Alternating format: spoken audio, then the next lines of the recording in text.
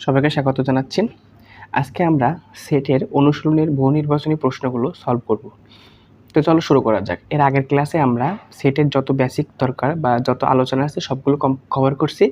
এখন আমরা অধ্যায়ের অনুশীলনের প্রশ্নগুলো সলভ করব। তো প্রথমে আমি তোমাদের জন্য বহু নির্বাচনী প্রশ্নগুলো সলভ করব। তো চলো শুরু করা যাক। দেখো, আমার 1 নম্বর প্রশ্নটা আছে যে নিচের কোনটি যে কোনো সেটের উপসেট। দেখো, আমি পড়ানোর সময় তোমাদেরকে বলছিলাম যে ফাঁকা সেট যে কোনো সেটের উপসেট।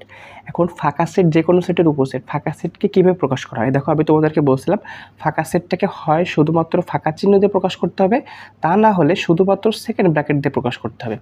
হয় শুধুমাত্র সেকেন্ড ব্র্যাকেট দিয়ে ফাঁকা সেটকে প্রকাশ করতে হবে, তা না হলে শুধুমাত্র ফাঁকা চিহ্ন দিয়ে প্রকাশ করতে হবে।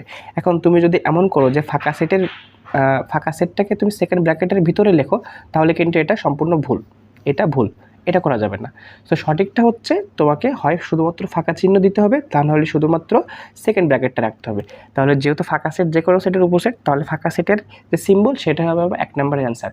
দেখো, আমার ক নম্বরে সেকেন্ড ব্র্যাকেটের মধ্যে 0 আছে, তাহলে ওইটা অ্যান্সার হবে না। খ নম্বরে ফাঁকা চিহ্ন আবার সেকেন্ড ব্র্যাকেটের মধ্যে, ওইটা হবে না।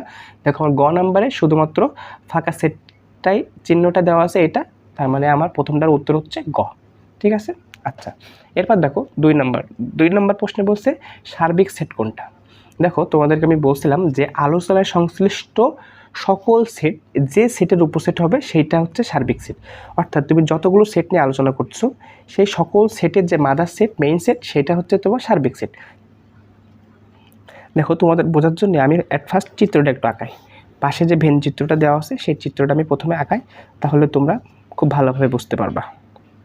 দেখো, আমি চিত্রটা প্রথমে আঁকাই।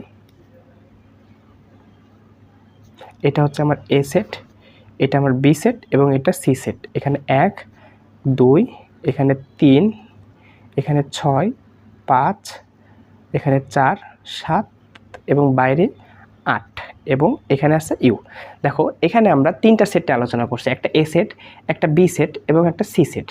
দেখো, এ সেটের উপাদান হচ্ছে 1 2 3 4। দেখো, এই যে বৃত্তটা খেয়াল করো, এই যে বৃত্তটা, এই বৃত্তটার মধ্যে কী কী উপাদান আছে দেখো, 1 2 3 4। তাহলে এটা হচ্ছে এ সেট এবং এইটা দেখো বি সেট। এই যে বি সেটের মধ্যে আছে 2 3 5 6 এবং এইটা হচ্ছে দেখো আবার সি সেট। সি সেটের মধ্যে আছে দেখো 3 4 6 7।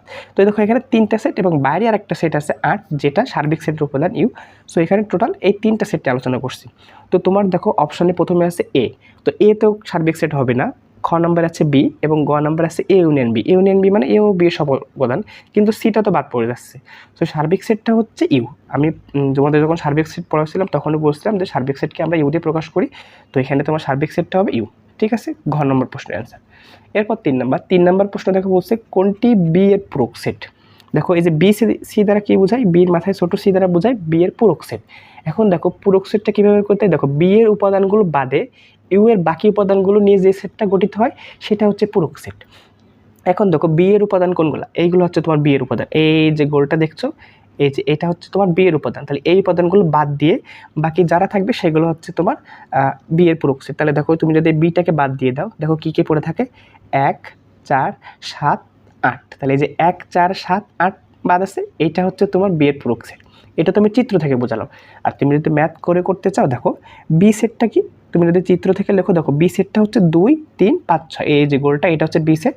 বি সেটটা হচ্ছে 2 3 5 6 এবং সার্বিক সেট ইউ, সার্বিক সেট ইউটা হচ্ছে 1 2 3 4 5 6 7 এবং 8, 1 থেকে 8 পর্যন্ত, 1 2 3 4 5 6 7 8। তাহলে বি এর পূরক সেটটা হবে ইউ থেকে বিটাকে বাদ দিতে হবে, অর্থাৎ বি এর উপাদানগুলো বাদে ইউ এর যে উপাদানগুলো অবশিষ্ট থাকে।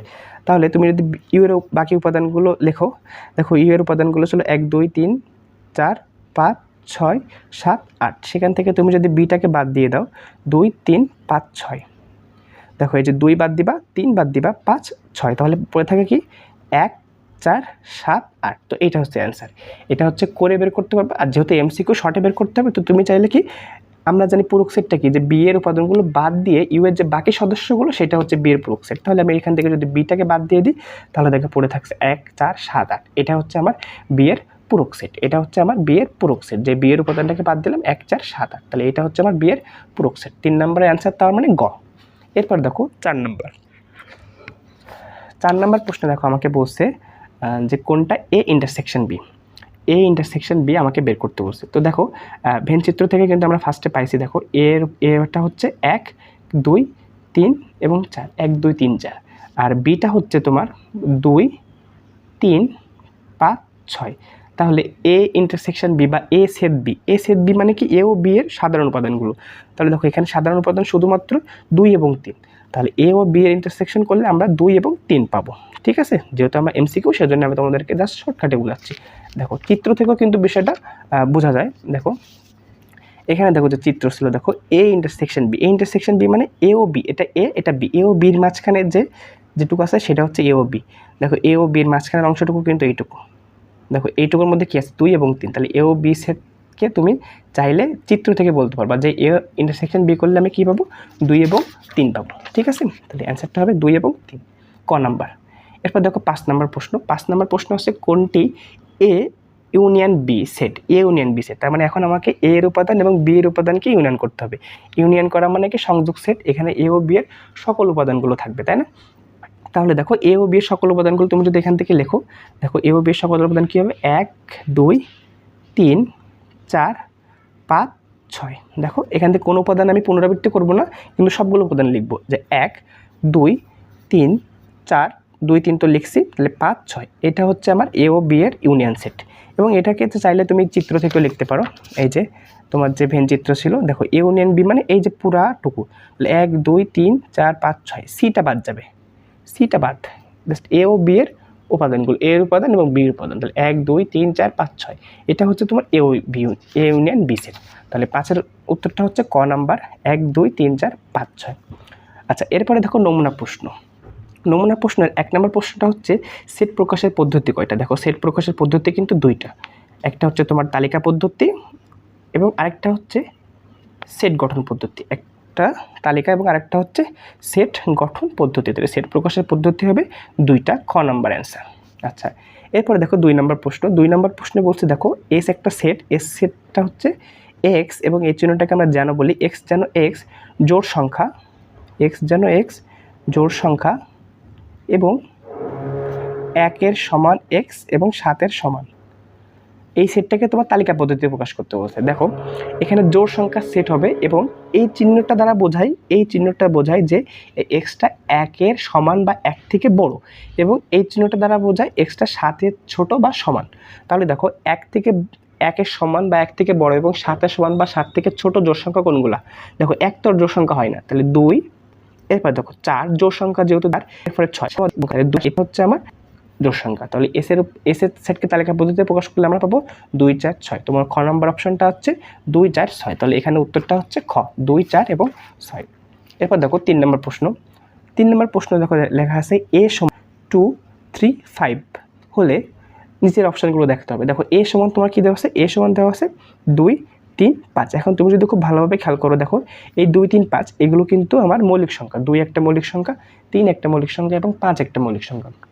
এখন দেখো তোমার 1 নম্বর অপশানে বলছে এটা হচ্ছে শর্তটা খেয়াল করো, এটা হচ্ছে এক্স বিলংস টু এন যেন 1-এর চেয়ে বড় এক্স এবং 6-এর চেয়ে ছোট, এবং এক্সটা হচ্ছে মৌলিক সংখ্যা এবং এক্স কি মৌলিক সংখ্যা। তুমি এখন দেখো এক্সটা হচ্ছে belongs to N, belongs to N মানে কি এক্সটা হচ্ছে ন্যাচারাল নাম্বার, তাহলে এগুলো তো ন্যাচারাল নাম্বার, ঠিক আছে, এবং এক্সটা হবে 1-এর থেকে বড় এবং 6-এর থেকে ছোট মৌলিক সংখ্যা। দেখো 1-এর থেকে বড় এবং 6-এর থেকে ছোট মৌলিক সংখ্যাগুলো কি কি 2 3 5, এই শর্তটা কিন্তু ফুলফিল হচ্ছে। এর পরবর্তী শর্তটা দেখো, এর পরবর্তী শর্ত লেখা আছে এক্স বিলংস টু এন যেন 2-এর সমান এবং 7 ছোট এক্স মৌলিক সংখ্যা। তাহলে দেখো 2-এর সমান এবং ছোট মৌলিক সংখ্যাগুলো কি কি সেম, 2-এর সমান তার মানে 2, এরপর মৌলিক সংখ্যা 3, এরপর মৌলিক সংখ্যা 5। দেখো 7ও মৌলিক সংখ্যা, কিন্তু এখানে কিন্তু 7 পর্যন্ত বলেনি, 7-এর ছোট বলছে, তাহলে শুধুমাত্র 2 3 5, তার মানে আমার এইটাও কারেক্ট অপশন। এবং দেখো 3 নম্বর শর্তটা কি বলছে, 3 নম্বর শর্ত হচ্ছে এক্স বিলংস টু এন যেন 2-এর সমান এক্স এবং 5-এর সমান, এই যে, এবং এক্স মৌলিক সংখ্যা, মৌলিক সংখ্যা। তাহলে দেখো এখানে শর্তটা খেয়াল করো, মৌলিক সংখ্যা হবে এবং সেটা 2-এর সমান এবং 2 থেকে 5 এর মধ্যে মৌলিক সংখ্যা, তাহলে 2 থেকে 5-এর মধ্যে মৌলিক সংখ্যা কোনগুলো 2 3 5, তার মানে আমার এই শর্তটা ফুলফিল করছে। তাহলে এখানে 3 নম্বর কোশ্চেনের আনসার হবে 1 2 3, নিজের কোনটি সঠিক, ঘ নাম্বার হবে 1 2 ও 3, ঠিক আছে। আচ্ছা, এরপর দেখো এরপর আমরা করব 4 নম্বর প্রশ্ন। দেখো 4 নাম্বার প্রশ্নটা আমার ইউ সমান দেওয়া আছে 2 3 5 7, ইউ সমান দেওয়া আছে আমার 2 3 5 7। ওকে, এ সমান দেওয়া আছে 2 এবং 5, 2 এবং 5, এবং বি সমান আমার দেওয়া আছে 3 5 এবং 7। আমাকে 4 নাম্বার প্রশ্নে বলছে এ এর পূরক সেট কোনটা, এ এর পূরক সেট কোনটি। দেখো এ এর পূরক সেট মানে কি, ইউ থেকে এটাকে তোমাকে বাদ দিতে হবে। তাহলে ইউ থেকে একে তুমি যদি বাদ দাও, ইউটা হচ্ছে 1 3 5 7, এবং সেখান থেকে এটা হচ্ছে 2 এবং 5। তাহলে 1 3 5 7 থেকে তুমি যদি 2 এবং 5টাকে বাদ দিয়ে দাও, দেখো সরি ইউটা হচ্ছে 2 3 5 7, তাহলে 2 এবং 5টাকে তুমি যদি বাদ দিয়ে দাও, তাহলে দেখো এখানে 3 এবং 7 পড়ে থাকে। তাহলে এ এর পূরক সেটটা হচ্ছে 3 এবং 7, অর্থাৎ গ নাম্বার অ্যান্সার 3 এবং 7। ওকে, এরপর দেখো 5 নাম্বার, 5 নাম্বারে তোমাকে বলছে এ ছেদ বি পূরক, এটা কোনটা। তাহলে দেখো আগে তোমাকে বি এর পূরক বের করতে হবে, তারপর সেটাকে এ এর সাথে ছেদ করতে হবে। তাহলে বি এর পূরক কীভাবে বের করব, ইউ থেকে আমি বিকে বাদ দিব, ইউ থেকে বিকে বাদ দিব। তাহলে ইউটা আমার কি, ইউটা হচ্ছে 2 3 5 7, সেখান থেকে আমি বিকে যদি বাদ দিই, আমার বিটা হচ্ছে 3 5 7, তাই না, 3 5 7। তাহলে দেখো 2 3 5 7 থেকে তুমি 3 5 7 বাদ দিয়ে দিচ্ছ, তাহলে শুধুমাত্র 2 পড়ে থাকে। তাহলে বি এর পূরক সেট হচ্ছে শুধুমাত্র 2। এবং এরপরে এই যে বি এর পূরককে আমরা এ এর সাথে ইন্টারসেকশন করব। তাহলে এ ইন্টারসেকশন বি পূরক, তাহলে এটা হচ্ছে আমার কত, এ হচ্ছে আমার 2 এবং 5, সেটার সাথে আমি সেট করব শুধুমাত্র 2। তাহলে দেখো মানে কি, শুধুমাত্র যে অপশনটা মিল আছে, যে উপাদানগুলো দেখো এখানে 2 এবং এখানে 2, 5 তো আর মিল নাই। তাহলে এ ইন্টারসেকশন বি পূরক যদি আমি করি, তাহলে শুধুমাত্র আমি 2 পাবো। 2টা হচ্ছে এখানে শুধুমাত্র কমন উপাদান। তাহলে এটার অ্যান্সার হবে ক নাম্বার, শুধুমাত্র 2।